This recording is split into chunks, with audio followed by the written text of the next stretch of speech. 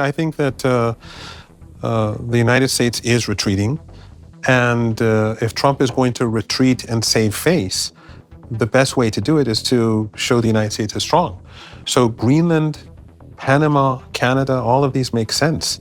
All of these are colonies of the United States in a sense, but he's strengthening the hand of the United States on the one hand, but also he's making any potential retreat from Ukraine look unimportant because people are looking at the shiny object in Greenland, they're looking at the shiny object in Canada. It looks very much to the outside as if Netanyahu has carefully put Trump in the corner. But I think there are many in Israel, because they've been looking at the comments that are coming out that see it very differently. They know that, the right in Israel are sort of laughing at this, and they say, doesn't Netanyahu, who's beaming all over his face after this, doesn't he realize that Trump hates him and despises him and knows how to play him?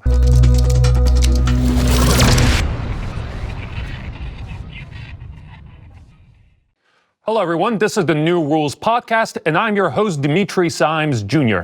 Today, we're coming to you with another Middle East update, but this time it's going to be special.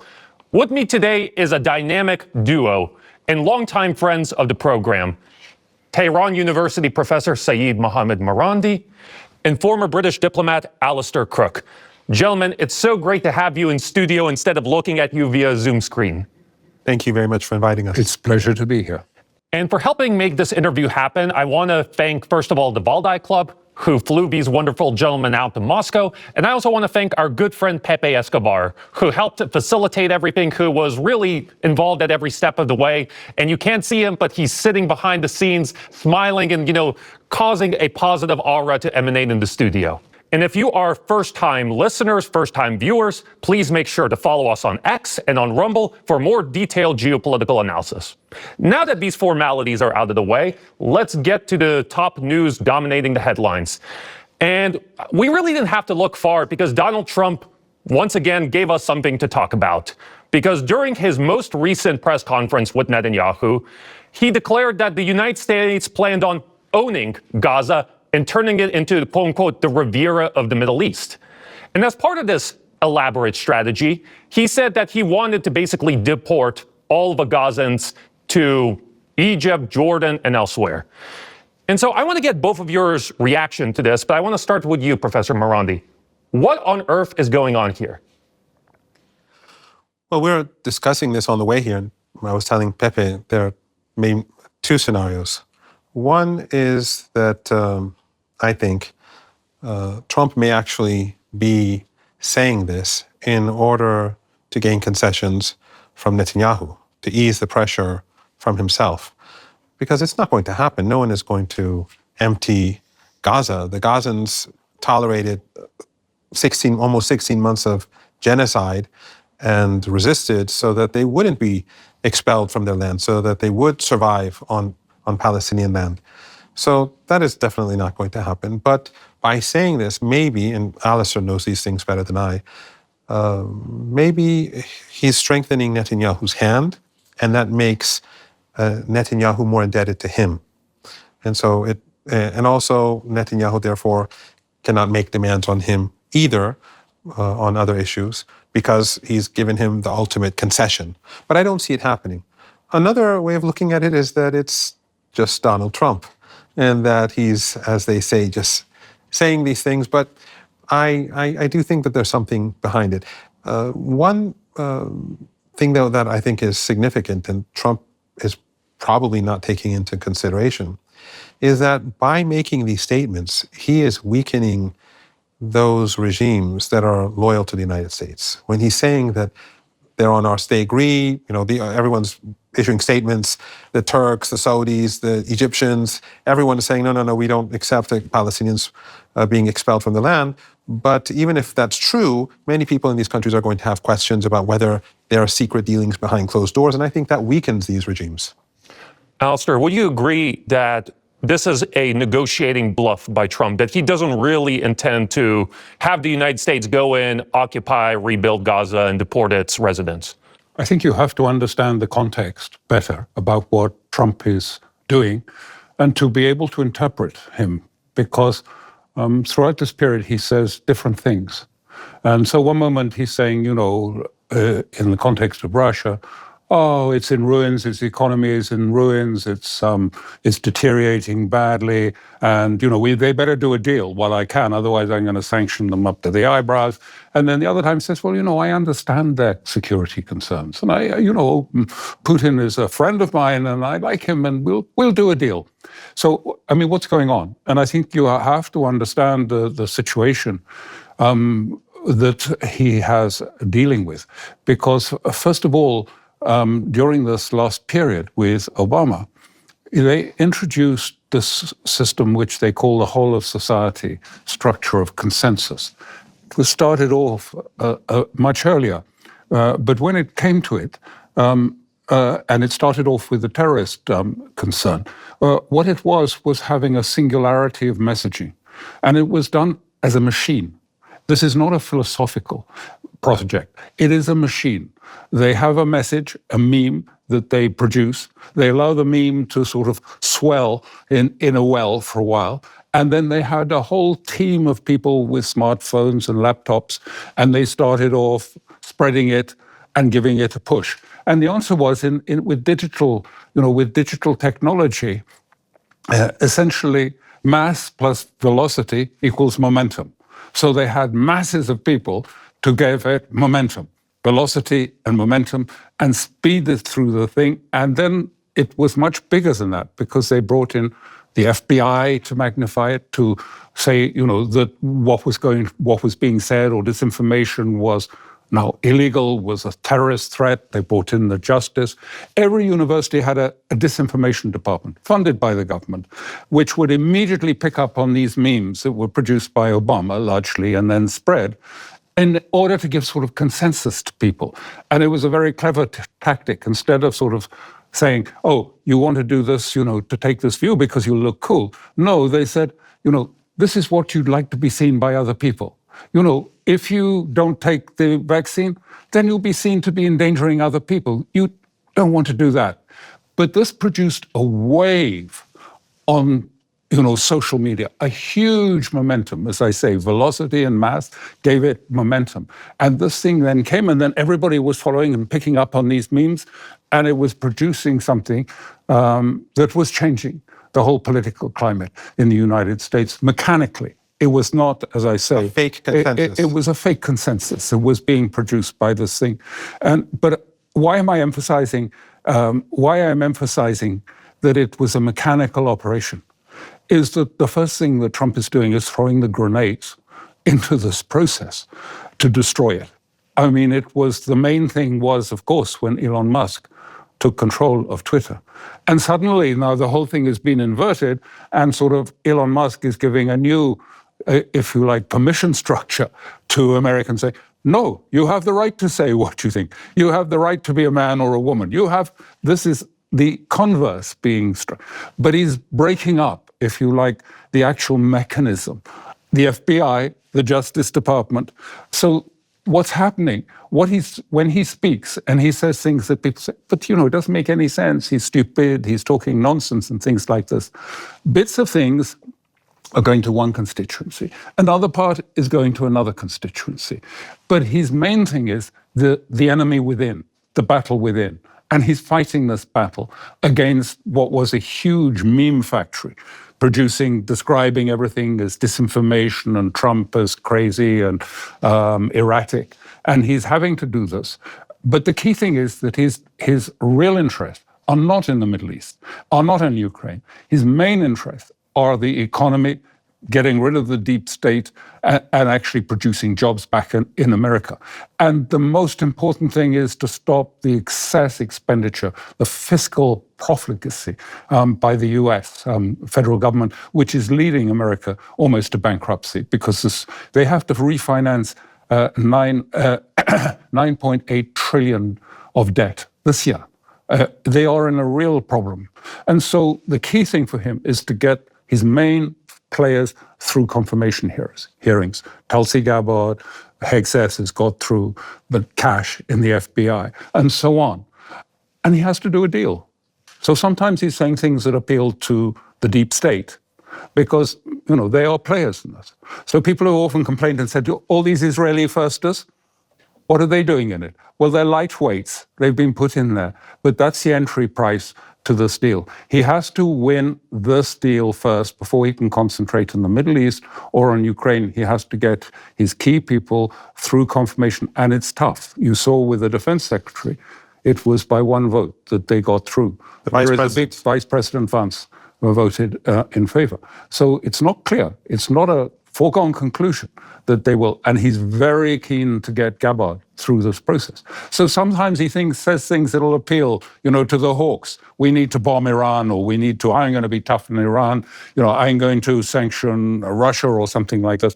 It's not empty Gaza. It's not meant to be read literally, not meant to be understood literally. He is saying one thing, then the next day may say another, and he hopes this will produce movement.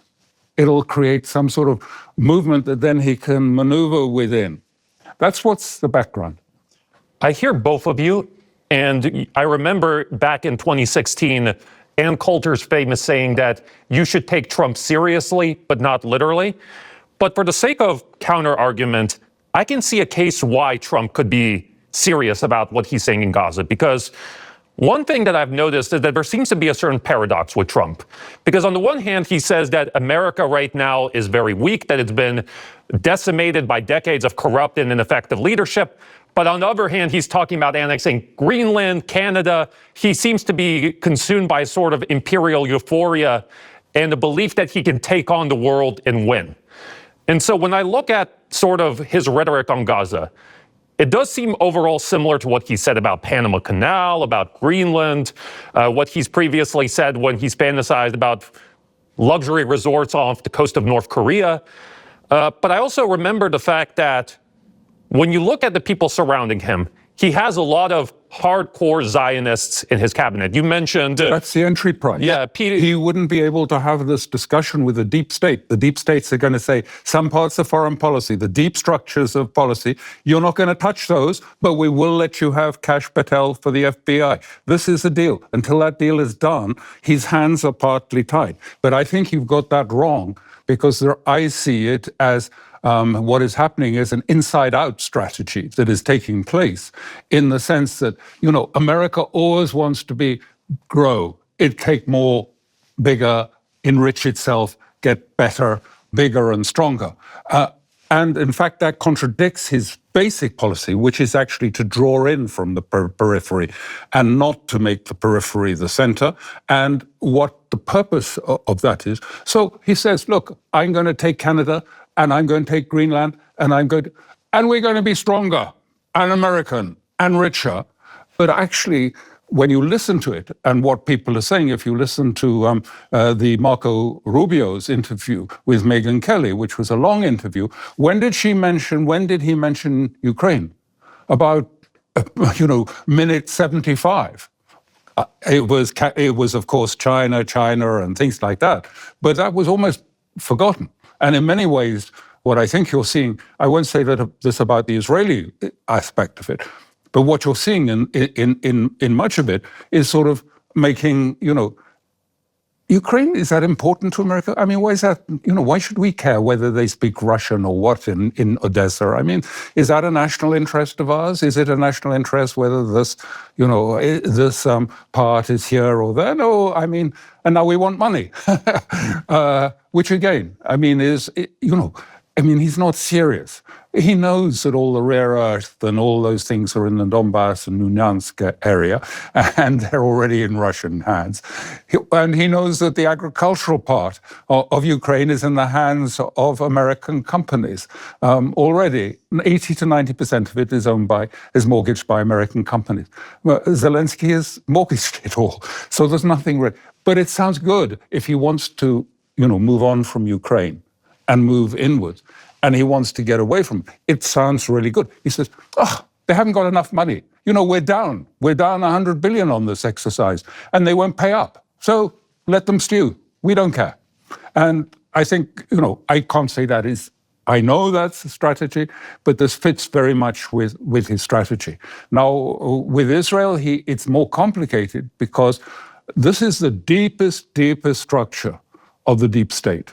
It's a load-bearing structure that has been there, which one has never been able to discuss publicly. If there have been two presidential candidates, this is never discussed. It is the uni-party position in this, and now it is in contestation, and Trump has to manage this with a very powerful Israeli Jewish lobby in America. And how to do this? Well, he takes on all these rather lightweight, but Israel firsters. But then he puts in different people in the number two position, like the number two position in the Defense Department, who says something quite different about Israel and says, and actually you had that hinted by Trump himself, because he was talking about the ceasefire at one point, and he said, well, that's their war. This is the first time you get, one of a president implying that the interests of Israel are not the same as the United States, and that the United States' interests might be different, and that's their war, not our war. And he actually, and in an aside, said that. It's quite important, that sort of little aside. You read Trump by reading all these asides and these contradictions, and it's a lot of guesswork too, because we don't know. But that's why one's trying to put it together. So don't dismiss that it's nonsense, Greenland. He's finding the right way to do what I call moving the periphery into the inside. He's recolonizing the colonized. Europe, Canada, Greenland. Well, that's better than him going out and recolonizing somewhere quite different. So he's retreating on the one hand, but recolonizing. Exactly. And that makes, but America's going to come out of this stronger and better and richer as a result of this. We're going to have all of Greenland. Whoa, there's rare earth in Ukraine. We're going to have Greenland, much better. They've got all the rare earths too, rare metals in there. Yeah, I agree. I think that the United States is retreating. And if Trump is going to retreat and save face, the best way to do it is to show the United States is strong. So Greenland, Panama, Canada, all of these make sense. All of these are colonies of the United States in a sense, but he's strengthening the hand of the United States on the one hand, but also he's making any potential retreat from Ukraine look unimportant, because people are looking at the shiny object in Greenland. They're looking at the shiny object in Canada. But I also, as I agree with Alistair, that in Gaza, I don't see, I could be wrong, because as he rightly puts it, this is guesswork, but he may be just talking nonsense. But I do think that we have to keep in mind that he doesn't have the greatest of relationships with Netanyahu, first of all. Netanyahu, when they murdered General Soleimani, when General Soleimani was martyred, he pulled out at the last moment. And then as soon as Biden was announced to be the president in an election which Trump never accepted the results, Netanyahu immediately removed his picture with Trump from his X account or his Twitter account, and that angered him very much, and he used a word that you can't use here. But so that's one thing. Then the second thing is, as Alistair points out, the deep state in the United States, and especially the Zionist lobby or AIPAC and its affiliates and its allies, they're a very powerful force. And Trump does, I don't believe, again, this is all guesswork, but Trump does not want a war with Iran, and he wants to end the war somehow in Ukraine. Now, he may not know how to do it, or he may be incompetent or incapable of ending the war in Ukraine on terms that are acceptable to Russia. But he definitely doesn't not want to war with Iran, because it will ruin his presidency permanently. So the way I see it is that he's trying to satisfy Netanyahu, and of course those who are behind Netanyahu, because Netanyahu on his own is not important. It's the people behind him are important. So he's saying, look, we're going to take this piece of land, and we're going to make it the Riviera of the Mediterranean. But I don't see that as happening. That doesn't mean that he's not going to give real concessions to Netanyahu. That doesn't mean he's going to give those bunker busters which slaughtered so many people. I mean, it's ironic that he speaks about how people in Gaza are living, they're dying. Well, your government is the one that's killing them. And then again, we're seeing what we're seeing now in the West Bank, the colonization and the brutality. The scenes that we now see in Jenin and elsewhere remind us of what was going on in Gaza just a few weeks ago. So it's not as if, in my opinion, that he's not giving concessions, but he is, I think, saying things which create, it makes AIPAC and those, the pro-Israeli lobby, less demanding of him and gives him more space so that he can do some of the things that he wants to do. At least that's how I see it. So let's dig a little bit deeper into the potential concessions, because you mentioned the West Bank. The other interesting thing that Trump said during his press conference, which got less attention, obviously, because it did have to do with genocide, ethnic cleansing, and luxury resorts on the ruins of Gaza. He said that in 4 weeks' time, he plans on making a major announcement about a change in U.S. policy regarding the West Bank. Now, many people took this as a signal that the U.S. was preparing to greenlight Israeli annexation of the West Bank, because one of the first things that Trump did after returning to office is remove the sanctions on some of the West Bank settlers that Biden imposed. And we know that one of Trump's biggest donors is Miriam Adelson, a prominent businesswoman who supports the West Bank settlement movement. So do you think that Trump may be sort of hyping up Gaza in order to set the stage for more aggressive actions in the West Bank? It's quite possible. I obviously don't know what the announcement will be, but I do think that Trump is definitely going to give concessions, because the Israeli lobby is very powerful in the United States. The difference, I think, between Trump and the previous administration is that because of the circumstances in the United States, Trump is a very powerful figure right now. Trump in 2016 was not the powerful figure that he is today, because they've tried to destroy him. They thought they had destroyed him. Even a few months ago, they thought that they had destroyed him. No one really thought, many people didn't think he would win the election just a year ago. But this time around, not only did he win the election, he got the majority. He destroyed the Democratic Party. So he's in a very commanding position, and that gives him leverage. But that doesn't make him the ultimate ruler. He has powerful forces behind him, as you've pointed out. So I do not think that the situation is going to get any better for the Palestinian people. I think it's going to continue to get worse. I think that it's quite possible that there will be partial annexation, and that's something that Russians have spoken about. They've spoken about having information that there may be some sort of partial annexation. There may be full annexation. We don't know. But again, I'm guessing, I don't think that he will be able to, and I don't think he is seriously contemplating emptying Gaza, but he's saying that so that he could have some space, but he will be giving other concessions, I have no doubt. Why won't he be able to, sorry? Well, because over the past 16 months, not only has the resistance in Gaza, with the help of Hezbollah and with the help of Ansarullah and the axis of resistance, not only have Hamas and Islamic Jihad and the others been able to hold their ground and win, despite all the devastation and the genocide, militarily and politically, even though the war may start again, who knows. But I think the world has also turned against the Israeli regime. And the world has become sympathetic to the Palestinian people.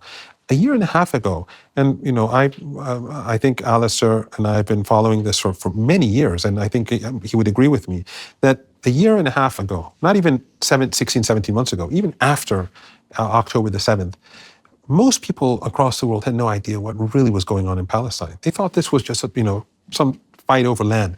And then as the genocide continued and the bloodbath, it got worse and worse, people began to learn about the Nakba and about the history and how the Palestinians were expelled. And they saw that the Israelis were going on killing day and night. And so the world became sympathetic to Palestine. And even in the United States, you have people like Tucker Carlson saying things that have never been said before. You have people like Candace Owens who've turned against Israel. These are people on the right.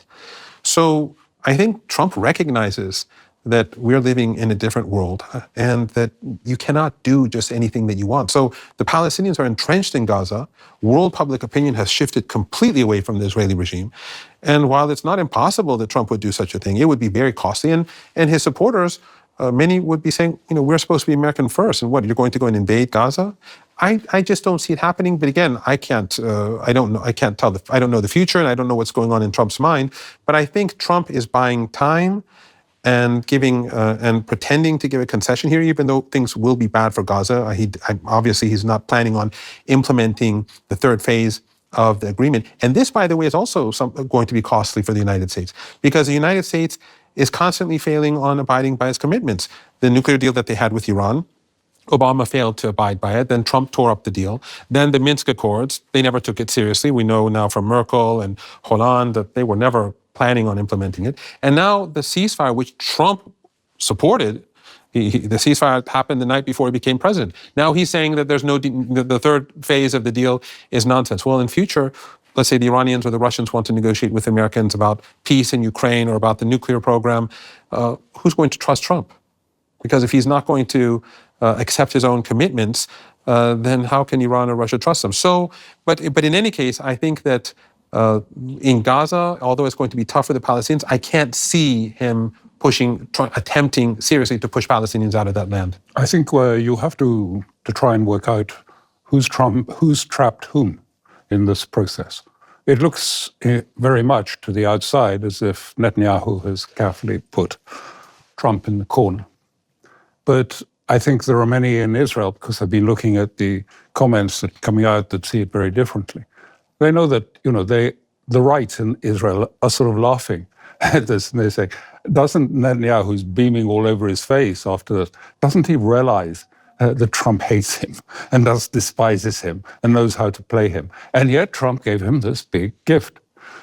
An Israeli minister said beforehand that when Trump first launched this idea of Jordan and Egypt taking Palestinians, who was on Air Force One in a press conference, that apparently had been coordinated with Netanyahu.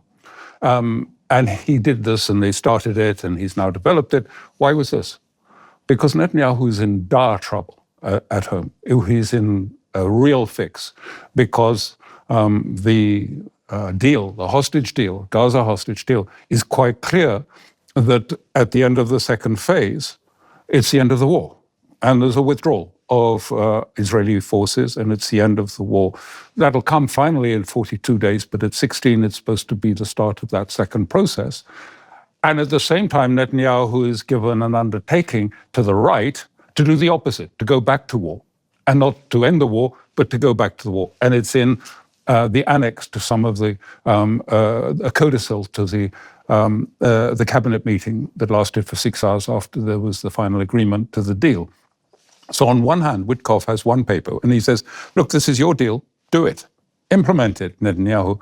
And at the same time, Netanyahu is given an undertaking to the right that he's going to do the opposite, that he's actually going to go back, that there won't be a second phase.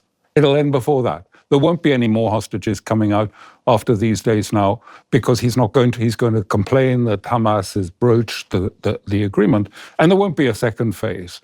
And his government will fall. And I think Trump, being the sort of transactional man that he is, recognizes this. And he says to himself, I have Netanyahu just where I want him on this, because, he's entirely dependent on me. We've got to get the second phase through. Netanyahu doesn't want a second phase because it's going to be a disaster anyway, and it's going to be, and it'll bring down his government. And so that is a real pressure point on it. And it seems Trump's main interest is to get the hostages out. Actually, Miriam Adelson, is all decked out in yellow. She's not so interested in the West Bank these days. She's focused on the issue of the hostages, as are some of the other donors. So, it's not that clear. And also remember, in his first period, his first term in office, also Trump said, we'll annex the West Bank. What happened? Nothing. And, what's going to happen now? We have no idea. But I think Trump is going to put the nose of the Israelis down to the ground and say, you do this, you release the hostages, all of the hostages, and Netanyahu is going to say, but please, what's going to happen to my government? And then there's going to be a perfect storm in Israel as a consequence of this.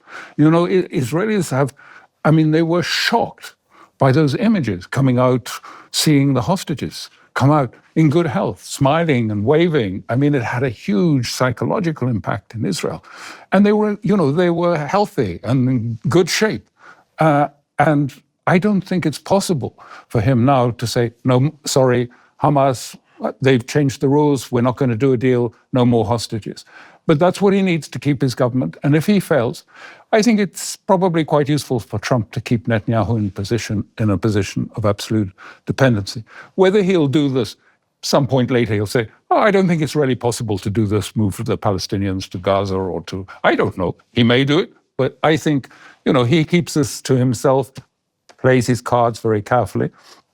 And we have to understand it as not only is he playing to the deep state in America, but he is quite knowledgeable on Israeli politics. And it's a complex politics. And it may blow up at any point, the internal politics of Israel.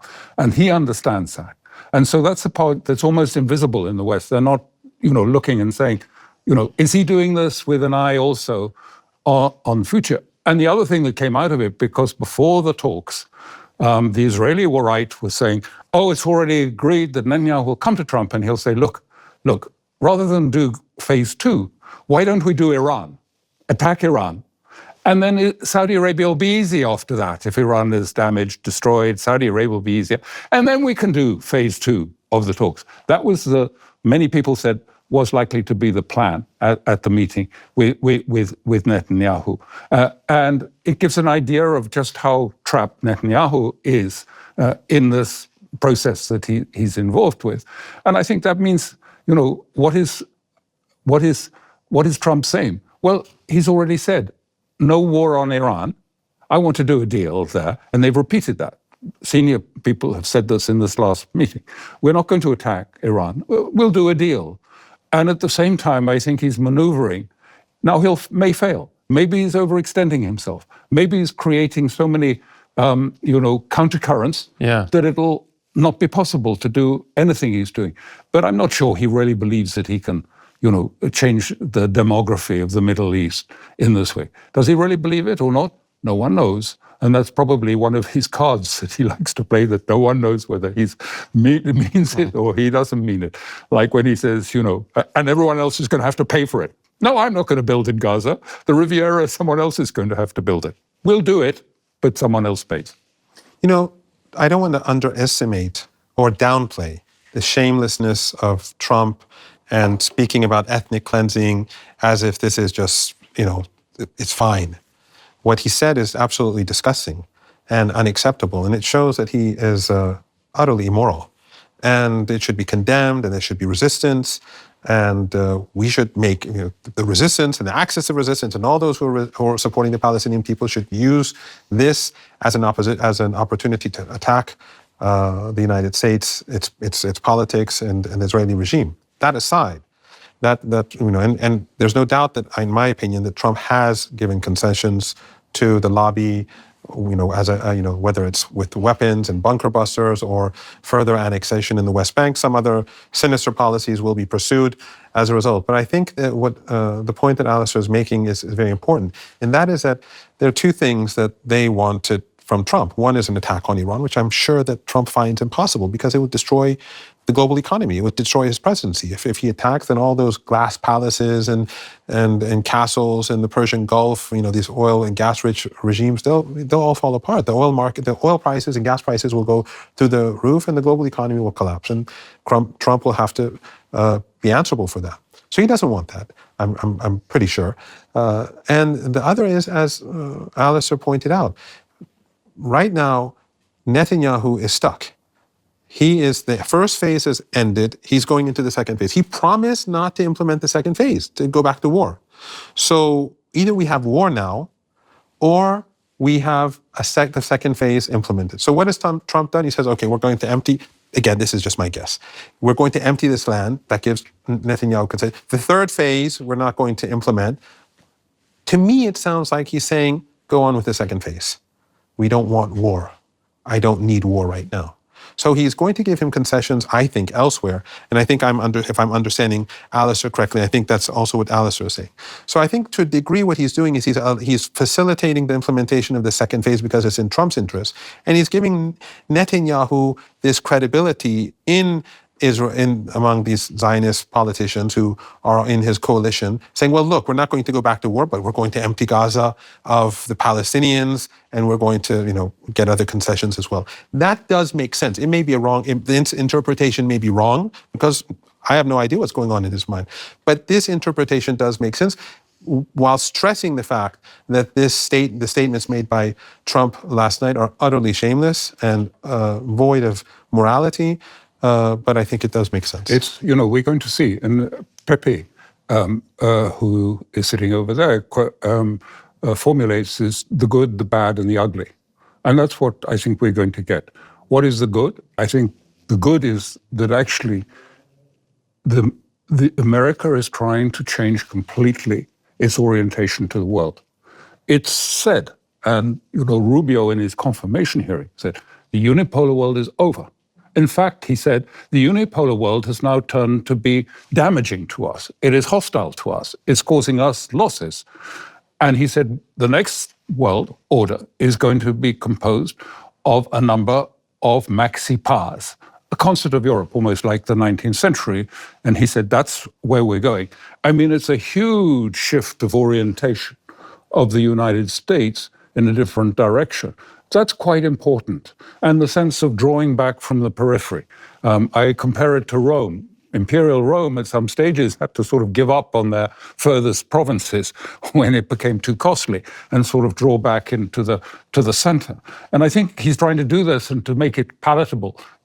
Greenland, Canada, Panama, all this is making it palatable to Americans because it's a huge shock for Americans to sort of think, and this is why there's so much opposition from the deep state. You're going to become isolationists. And to which the retort is, no, we're becoming Republicans and not imperial. And so there is this deep, deep struggle. And so much depends on whether he can win I'm not a Trumpist, but I mean, he's got to win the internal war against the deep state. And I'm happy to see the deep state fall apart, of course. So, but the bad, there will be things that, one that won't be pleasant in foreign policy. But I don't think that extends to Ukraine, and I don't think it extends to Russia. Quite clear that in what Trump has been saying in many ways is, he doesn't want to deal with Ukraine per se. He wants to cut the big deal, the grand deal with Russia and Putin. Not Ukraine, nuclear weapons, missiles, spheres of influence. What is the American sphere of influence? It's the Western Hemisphere now. I mean, both he and the vice president often say, Americans are from the Western Hemisphere. We don't live in Asia or Europe. We are in the Western Hemisphere. I think we're going to see spheres of influence, China, Russia, America, and therefore there needs to be some understandings about those spheres of interest, what they consist of, what their boundaries are, where they will lie, what it means in terms of weapons. And, if he does that in the end, and I've tried to say this several times, if he moves to the big picture from the micro picture of Ukraine, goes big picture and says, look, no, I'm here to solve all these things. And Putin said in one of his speeches very clearly, and he said it, look, I can't understand why America got rid of the intermediate range missile treaty in 2019. Well, it was Trump that did that. And Putin is saying, if they're sensible, Trump will come and say, look, President Putin, I was really interested. The other day in that talk you mentioned about the intermediate missile treaty. What did you mean by that? What are you thinking of? What is your idea about this? And then, go that. And leave Ukraine as a sort of tail-end discussion if you need to go that far.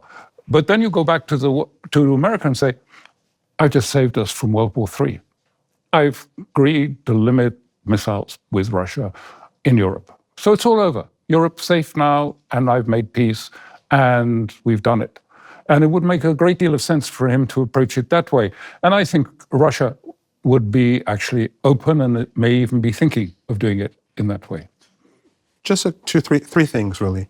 One is that the United States needs to retreat because it is overextended. I don't believe that Trump will succeed because Ukraine or even West Asia is only a small part of the problem. The United States has 800, 850 military bases across. So it is overextended by far. And I don't think someone like Trump has the will or the power to correct that. And I think the U.S. decline this is going to be a burden that will continue to pull down the United States further.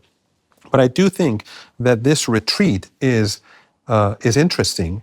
What I think is a retreat when in Iceland and Canada and Panama and all that. And by the way, I don't think that bodes well at all for Brazil. I think that Brazil is going to be in deep trouble because the United States, if it's going to try to take the Americas. I mean, Venezuela, Brazil is going to be tough. Maybe Venezuela is in a somewhat unique situation for the short term or for now. But Brazil, I think that I don't think it's going to be an effective part of BRICS in future because I think the Americans are going to target Brazil. But in any case, the United States has an ideology that is unique, and that is American exceptionalism.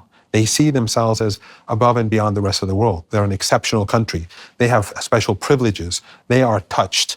And so these elites in Washington and the deep state and many ordinary Americans are deeply entrenched in this ideology. So retreat doesn't make sense for them because, America is great and they can do anything, they will overcome. And so if anyone, whether it's Trump or anyone else, wants to retreat, the only way to do it is to make this look like an attack, make it look like a victory. So if you're retreating from, let's say, Ukraine, if you're going to retreat from other areas, if you're going to compromise here and there, the best thing to do is have people focus on that Iceland that's going to be the future, or Canada, or how we're making America great again by kicking out the Chinese from Panama when they really weren't there in the first place. So it does make sense. But again, I think that the United States is overextended. I think the debt is too great. I think the problems that the United States has is far beyond anything that Trump can resolve. And again, I stress that Trump's intentions towards the Palestinian people are not benign. He has the very fact that he's giving bunker busters to the Israeli regime is so that they can slaughter more innocent people. And I think that says everything that we need to know about Trump. But that doesn't make him any worse than Biden or the others before him. Remember, Obama was the person who greenlighted the genocide in Yemen. He was the person who destroyed Libya. He's the person who started the dirty war in Syria. And who would have thought that in the Senate, someone like Tulsi Gabbard would one day expose all of these things to the public? So he's just following a tradition of American presidents of being completely amoral and willing to do anything. But it does seem that there are reasons behind certain statements and certain things that Trump says. Behind it is necessity. Really, the financial, the economic situation is becoming rapidly existential. They have to cut expenses. The budget deficit is just gone up enormously in this period. Biden has been spending like we say, a drunken sailor, and all over, and it's huge, and it's got to be, and it's understood that it's unsustainable. This is why we have Musk going around stopping all of these excesses and getting rid of changing the State Department and moving this the overseas development funds back into State Department and cutting them. It's very, it's part of this process. It also fits with coming, withdrawing back, towards the center. But I think the most important thing that's going on, which, as I say, is not only the reorientation of the face of the United States away from being hegemonic, but to being a big multipolar power with a Western Hemisphere sphere of influence, but also the unmasking. I mean, so many things are being exposed now, part of the strategy. Whether it's Tucker Carlson or Musk or someone else or Joe Rogan, things are being exposed that were never supposed to be exposed to the public. And there's a sort of sense also of this last period has been one of a competency crisis, that things were just not being well managed by government, by the bureaucracy. We saw that in California. We've seen it in other places where there was no water in the reservoirs. The hydrants didn't turn on. Half of the fire force had been decimated. The other parts were undergoing a sort of DEI, a reorientation of the gender balance amongst the firefighters. And in the end, I mean, the predictability, this Santa Ana wind comes every year. And people have been saying, it's a disaster waiting to happen. And when it happened, they'd forgotten to put any water in the reservoirs. They were dry. I mean, that sort of incompetency is just not acceptable to the public. I mean, we have it in Europe too, as much as there. So there is a fair feeling, which I think he's, using and traveling, that, as these things become revealed more, as, all of this is uncovered and unmasked in the Treasury, in the finance world, in the FBI, more is coming for sure. There's going to be quite a strong reaction, and this is what I think he's counting on, is to sort of carry him through the sort of big task of trying to reform and change, not the world, but the United States of America itself, because he's trying to do a structural change inside the United States at a most difficult time, when the financial world, the financial situation is not favorable for doing structural changes. He's having to sort of claw back resources and everything. It's hard to move away from sort of low interest rates, a financialized economy, to a tariff-type economy. It takes a change. It's not stupid, but it's not easy to do. And as I said, and I repeat what I said, he may overreach, he may make a mistake, he may get this disastrously wrong, in which case we'll all feel the consequences. Certainly us in Europe will feel the consequences. If that does go badly wrong, Europe will be in a disastrous situation.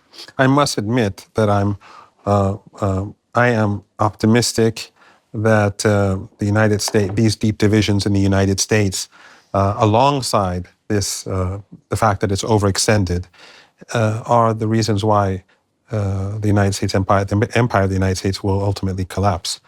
The divisions in the United States are enormous, and the economic problems that the United States faces today, I think, are extraordinary. And Trump's economic policies, as Alyssa was alluding to, may be good for reindustrialization, but I think the United States has gone way beyond the point where you can bring back industrialization. It will take decades. So I'm optimistic. I think we have dark days ahead. I think we have dark months and maybe a lot of darkness ahead of us. But I'm optimistic that the U.S. empire will not last, and even hopefully Latin America will do well. So that our good friend Pepe Escobar, because there's only one Pepe, because Alistair and I both mentioned him, but there's only one Pepe Escobar. So we're assuming that your audience knows who we're talking about. Yeah, of course. So maybe later on he can speak about Latin America in particular, but we're hoping that Latin America hangs in there. Well, gentlemen, I want to thank you too so much, because we initially promised our viewers to do a deep dive on the Middle East, but we outperformed, we did a deep dive on American internal politics, on Israeli politics, and sort of American grand strategy in the era of Trump. So I want to thank you both for such lucid, fascinating analysis. And to all our viewers, thank you for watching. Please like this video, please repost it to share the wisdom around. And I also want to take this opportunity to once again thank the Valdai Club and our good friend Pepe Escobar for making this interview happen. Thank you all for tuning in. Till next time.